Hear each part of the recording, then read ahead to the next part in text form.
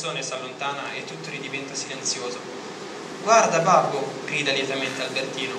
Il miracolo è compiuto. La pasta dolce si è gonfiata sino a diventare un grosso panettone profumato e soffice come bambagia. Il babbo toglie dalla sacca la gamella, il coperchio della gavetta, un coperchio di scatola, uno straccetto bianco, l'involucro dell'ultimo lontanissimo pacco da casa, e la nonna apparecchia sul muschio verde e taglia il panettone. «A chi questa dolce illusione di antica felicità?» chiede la nonnina. «A noi tutti che abbiamo tanto sofferto», risponde il babbo, «e vorrebbe che le fette fossero 4, una anche per la mamma da portarle a casa, ma Albertino dice che è inutile. Gliela racconterò io alla mamma la sua parte di panettone», afferma Albertino. Le fette sono tagliate e Flick ha le sue briciole e il papà, mentre porge la sua gamella, scopre che sotto c'è una lettera. «Posta per il numero 6865, finalmente! Da 4 mesi il numero 6865 non riceveva posta ed eccolo generosamente ricompensato della lunga penosa attesa. Perché si tratta di una lettera di importanza eccezionale, una lettera piena di ricami, d'angioletti d'oro, di stelle d'argento e di nere zampette di gallina. Caro papà, è Natale e io penso a te. È una lettera importantissima perché l'hanno scritta un po' tutti. La nonna dettava, la mamma guidava la mano d'Albertino, il quale scriveva. Il nonno rileggeva parola per parola ad alta voce. Flick acciuffava al volo e riportava ad Albertino le virgole, che come farfalline volavano via dalla penna d'Albertino. E la Carlottina, seduta sul suo seggiolone, lanciava in aria dei piccoli punti esclamativi d'argento, che ricadevano sul foglio e si appiccicavano qua e là tra le parole, per farle ancora più belle. Caro papà, è Natale e io penso a te. Posta per il numero 6865, la prima lettera di Natale d'Albertino. Un grande abete si è popolato di fiammelle.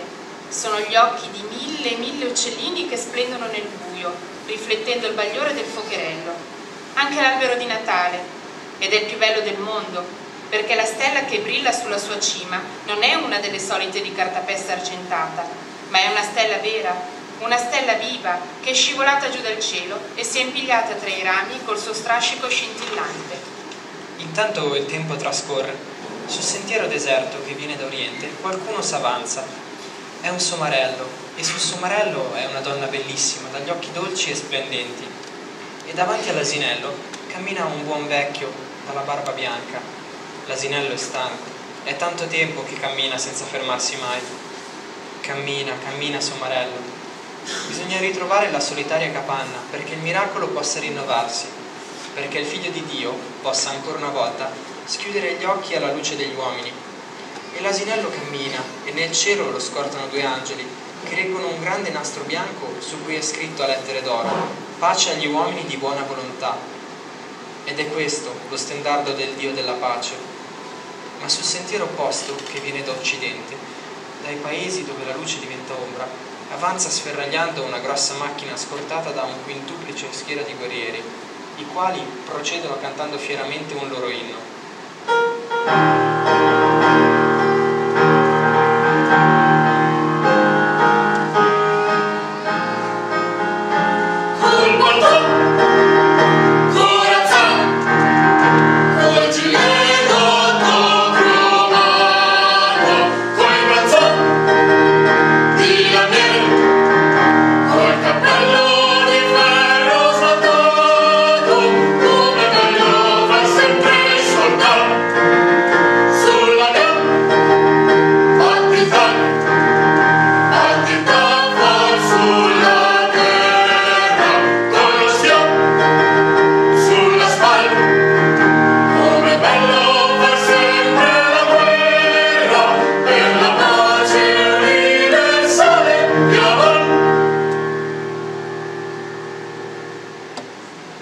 Sferragliante è un carro armato e lo guida un uomo con l'elmo in testa e dietro lui sta seduta, tronfia e pettoruta, una grossa donna dai capelli biondi come stoppa e con gli occhiali stringinaso davanti agli occhi piccoli e cattivi.